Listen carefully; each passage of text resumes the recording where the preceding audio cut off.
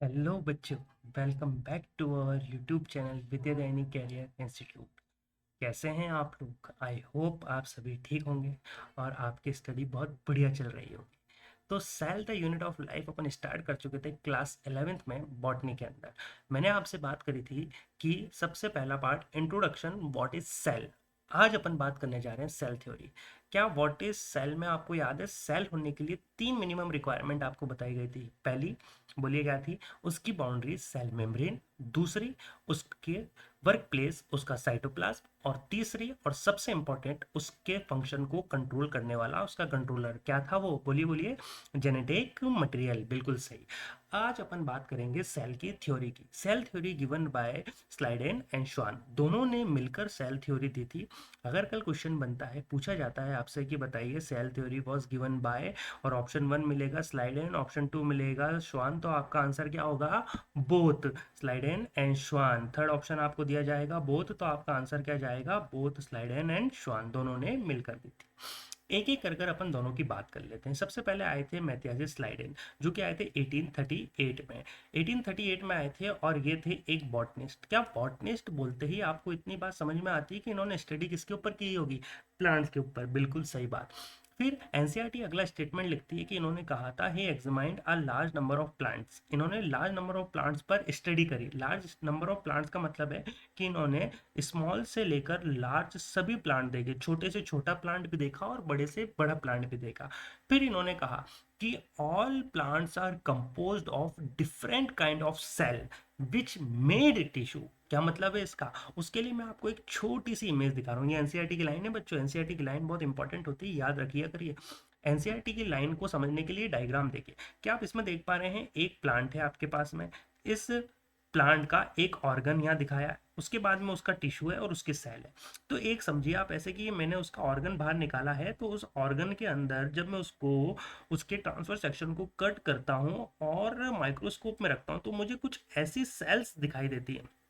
जब मुझे कुछ ऐसी सेल्स दिखाई दे रही हैं, ये एक सेल, ये दो सेल, ये तीन सेल, ये ऐसी बहुत सारी सेल इसके अंदर मुझे दिखाई दे रही है। ऐसी बहुत सारी सेल से मिलकर ये बना है। ये इसकी सेल है। तो क्या मैं ऐसा बोल सकता हूँ, ये सारी सेल जब आपस में कंपोज हुई होंगी तो इसने मेरे पास में क्या बनाया होगा? टिश्यू। तो एनसीईआरटी की वही line, all plants are compose of different kind of cell, बहुत सारी सेल से मिलकर बने होते हैं, डिफरेंट काइंड ऑफ सेल से। और यही सेल जो है वो मिलकर बनाती है क्या? टिश्यू। यही टिश्यू ऑर्गन बनाते हैं, और ऑर्गन क्या बनाते हैं? पूरी की पूरी बॉडी यानी ऑर्गन सिस्टम, ऑर्गेनिज्म बनाते हैं। क्या ये बात आप तक पहुंची कि सेल थ्योरी देने वाले दो साइंटिस्ट स्लाइडेन और श्वान? पहले मैथियास स्लाइडेन आए। नाम पूरा इसलिए याद रखना है क्योंकि एनसीईआरटी में दिया। ईयर भी याद रखना है क्योंकि एनसीईआरटी में गिवन है 1838 में। ये एक बॉटनिस्ट थे, और बॉटनिस्ट थे तो ये बात तो क्लियर हो गई होगी इन्होंने स्टडी किसके ऊपर की होगी? प्लांट्स के ऊपर। प्लांट्स पर की और लार्ज नंबर ऑफ प्लांट देखे। लार्ज मतलब छोटे से छोटा भी देखा और बड़े से बड़ा भी देखा। और लास्ट में बोल दिया कि सारे प्लांट जो होते हैं वो सेल से मिलकर बने होते हैं, और यही सेल क्या बनाती है? टिश्यू। कोई दिक्कत तो नहीं है बच्चों? पहुंच गई इतनी बात आप तक? अगर कोई डाउट हो तो आप बता सकते हैं। चलिए आगे बात करते हैं। फिर अपन अगले साइंटिस्ट जो आए थे वो थे मेरे पास में श्वान। और श्वान आए थे मेरे पास में कब? 1839 में। 1839 में आए थे और ये थे एक जूलॉजिस्ट। अब कई जगह देखिए थोड़ी सी क्या है, अभी एनसीईआरटी में करेक्शन भी हो गया, थोड़ी सी कंट्रोवर्सी भी थी कि ये जर्मन बॉटनिस्ट हैं, ये जूलॉजिस्ट हैं, ये तो इस वाली बात को मैं थोड़ा सी अभी आपको स्किप कर रहा हूँ। नई वाली एनसीईआरटी की जो अपडेट आ चुकी है उसको लेकर अपन थोड़ा बाद में डिस्कशन करेंगे, जब मैं आपको एनसीईआरटी के करेक्शंस बताऊंगा। तो तब अपन बात कर लेंगे कि कौन बॉटनिस्ट थे, कौन जर्मन थे, कौन ब्रिटिश थे, वहां पर ये बात आपसे मैं डिस्कस करूंगा। अभी याद रखना है, स्लाइडेन जो थे वो बॉटनिस्ट थे, शॉन जो थे वो जूलॉजिस्ट थे। ये दो टर्म्स तो याद रखनी ताकि ये क्लियर रहे। और अगर आप जूलॉजिस्ट थे तो इतनी बात तो क्लियर होगी होगी कि इन्होंने किस पर स्टडी करी होगी? एनिमल्स पर। एनिमल्स पर इन्होंने स्टडी करी और इन्होंने बोला है एनिमल्स के पास में थिन आउटर लेयर होती है जिसको आज हम क्या नाम देते हैं? Plasma membrane. तो क्या ऐसा कुछ इन्होंने बताया? जैसे मान लेते हैं मेरे पास में ये कोई एनिमल है, इस एनिमल की बॉडी की मैंने एक सेल निकाली। तो इस सेल के ऊपर आप जो ये थिन आउटर कवरिंग देख रहे हैं, ये जो आप देख रहे हैं ये क्या है? ये है इसकी थिन आउटर कवरिंग। ये जो थिन आउटर कवरिंग है इसको आज की तारीख में हम नाम दे देते हैं क्या, प्लाज्मा मेम्ब्रेन। पर जब श्वान ने ये बात कही थी वो थोड़ी जानते थे कि इस थिन आउटर कवरिंग को प्लाज्मा मेम्ब्रेन कहा जाता है। उन्होंने तो सिर्फ इतना कहा था कि प्लांट एनिमल्स जो होते हैं उनकी सेल होती है, सेल के ऊपर एक थिन आउटर कवरिंग होती है और उस थिन आउटर कवरिंग को कुछ कहा जाता है। क्या कहा जाता है आज आप जानते हो, प्लाज्मा मेम्ब्रेन। चलिए, जब इन्होंने इतनी बात बताई तो इन्होंने ये भी बता दिया कि जैसे प्लांट है उसी तरीके, जिस एनिमल है वैसे ही प्लांट है। प्लांट की मैंने एक सेल निकाली, तो प्लांट की जब मैंने सेल निकाली तो प्लांट के ऊपर मैंने देखा कि जो सेल होती है उसकी सेल के ऊपर एक थिक आउटर कवरिंग होती है। यहाँ पर तो कैसी थी, वो थिन थी, और यहाँ पर कैसी है, थिक आउटर कवरिंग। तो जो ये थिक आउटर कवरिंग है इसको नाम दिया जाता है क्या, सेल वॉल। ये बात उन्होंने कही। तो अगला स्टेटमेंट आपकी ही एनसीईआरटी का आ रहा है कि इन्होंने कहा था presence of cell wall is a unique character of plant. यानी कल क्वेश्चन बने और आपसे पूछा जाए कि बताइए, क्वेश्चन है पूछा जा रहा है कि बताइए presence of cell wall is a unique character of the plant, ये स्टेटमेंट कौन से साइंटिस्ट ने दिया था। अगर ये क्वेश्चन आ जाएगा तो आंसर आपका बनेगा किसने कहा था, श्वान ने। अब कई बच्चे बोलेंगे आप में से सर श्वान तो जूलॉजिस्ट थे, और जो जूलॉजिस्ट होते हैं वो तो स्टडी करते हैं एनिमल पर, और अगर एनिमल पर स्टडी करते हैं तो फिर इन्होंने प्लांट की बात क्यों कही।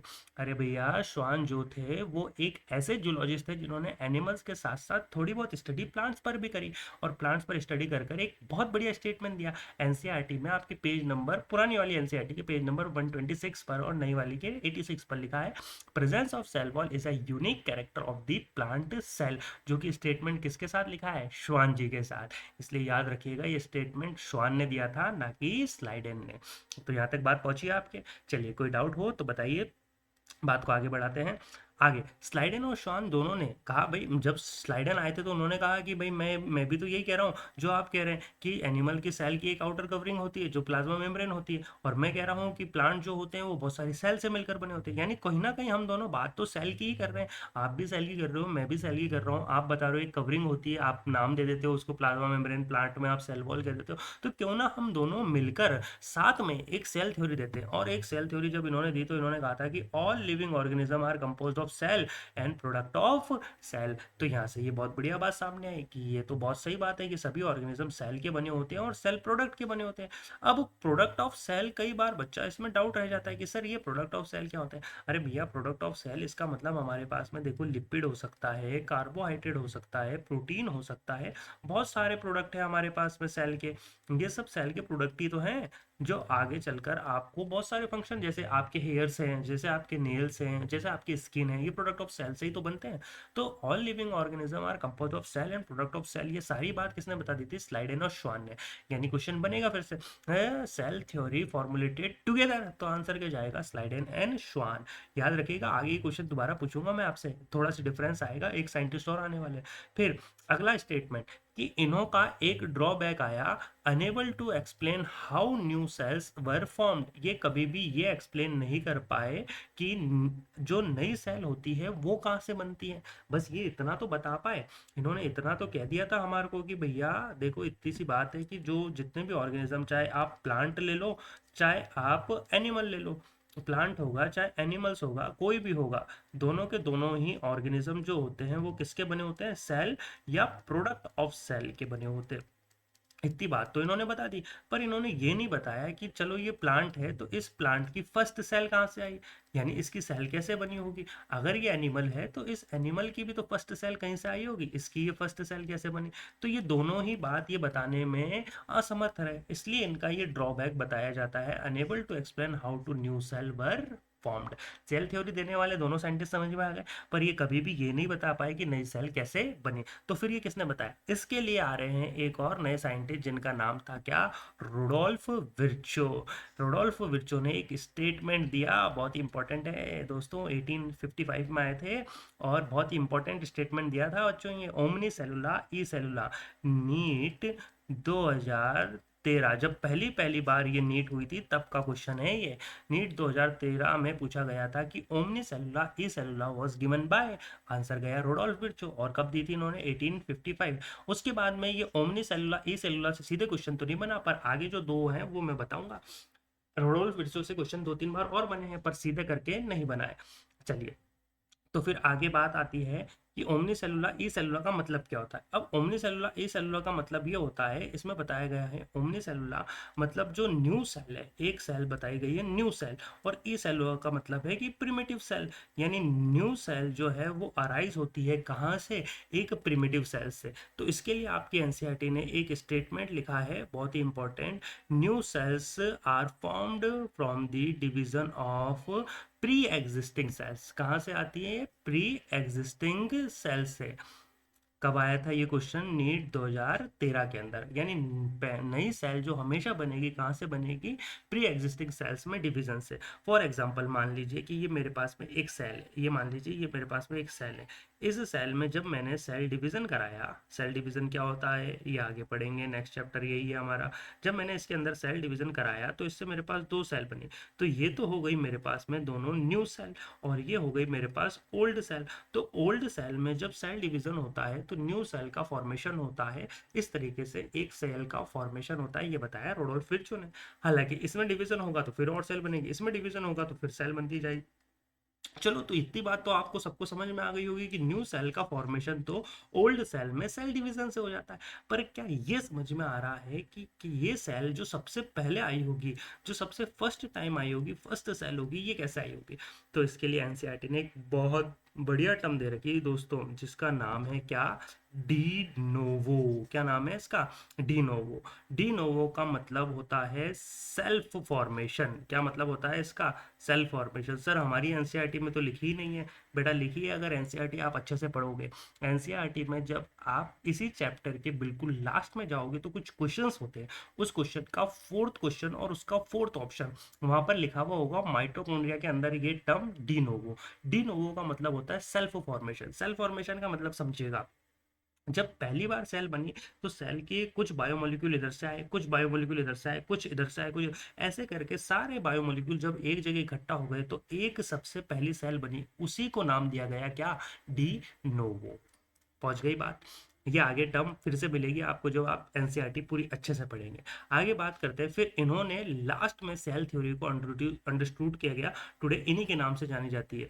इंपॉर्टेंट टर्म्स इन्होंने जो दी थी वो थी कि all living organisms are composed of cells and product of cell, इन्होंने ये कहा। उसके बाद में all cells arises from the pre existing cells, यानी आज की तारीख में अगर कोई सेल थ्योरी पूछता है तो ये है आपके पास में बिल्कुल modern cell theory. Modern cell theory देने वाले रोडोल्फ विर्च, इन्हों के दो बड़े इंपॉर्टेंट स्टेटमेंट एनसीईआरटी पे लिखे, all living organism are composed of cells and product of cell. और दूसरा जो इंपॉर्टेंट स्टेटमेंट आया ओमनी सेलुला ई सेलुला से कि all cells arises from the pre existing cells by cell division.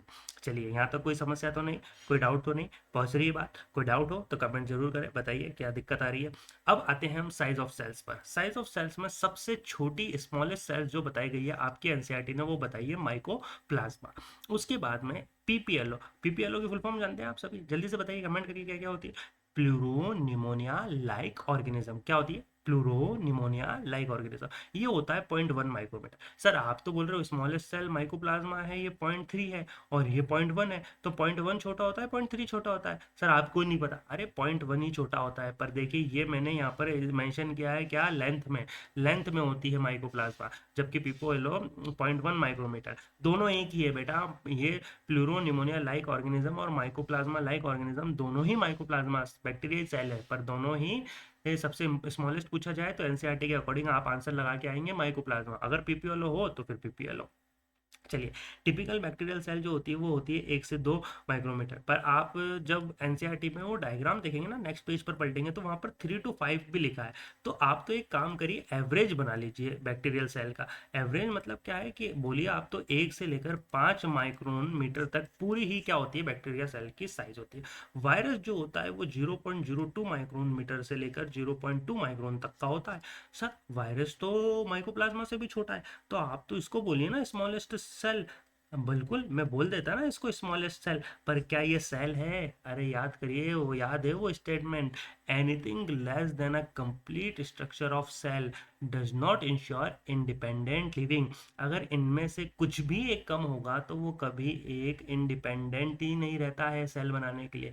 क्या नहीं था इसके पास में? अरे याद करो ना, हाँ बिल्कुल, साइटोप्लाज्मा ही नहीं था, तो ये सेल ही नहीं है। इसलिए वायरस की सेल का साइज जरूर है पर स्मॉलेस्ट सेल नहीं होती। ह्यूमन आरबीसी 7 माइक्रोमीटर की होती है। लॉन्गेस्ट सेल आप जानते ही हैं नर्व सेल है। और लार्जेस्ट आइसोलेटेड सिंगल सेल जो है वो एग ऑफ ऑस्ट्रिच होती है। जब लॉन्गेस्ट सेल आप यहाँ पे बात कर ही लेते हैं तो मैं आपको बोलूँगा फिर आप स्पर्म सेल भी याद रखिएगा, जो कि ह्यूमन की स्मॉलेस्ट सेल होती है, स्पर्म सेल। चलिए, कोई डाउट तो नहीं होगा? साइज ऑफ सेल तो देखिए आपको डायरेक्ट ही याद रखने, बस थोड़ा सी कंफ्यूजन रहता है कि कौन सी छोटी है कौन सी बड़ी है, इसमें थोड़ा सी कंफ्यूजन रहे तो आप डाउट हो वो पूछ सकते हैं। अगर यहाँ तक कोई समस्या हो तो आप बताइए, और आगे अपन नेक्स्ट लेक्चर में फिर कंटिन्यू डिस्कस करेंगे आगे टाइप ऑफ सेल्स से, कि किस किस टाइप की सेल्स पाई जाती हैं, कौन कौन सी सेल्स होती हैं, जैसे कि प्रोकैरियोटिक सेल, जैसे कि यूकैरियोटिक सेल। ये आगे सब अपन कंटिन्यू करेंगे। ओके, कोई बात कोई डाउट तो आगे कमेंट करिए, कोई भी समस्या हो तो अपन डिस्कस करेंगे फिर। ठीक है बच्चों, थैंक यू।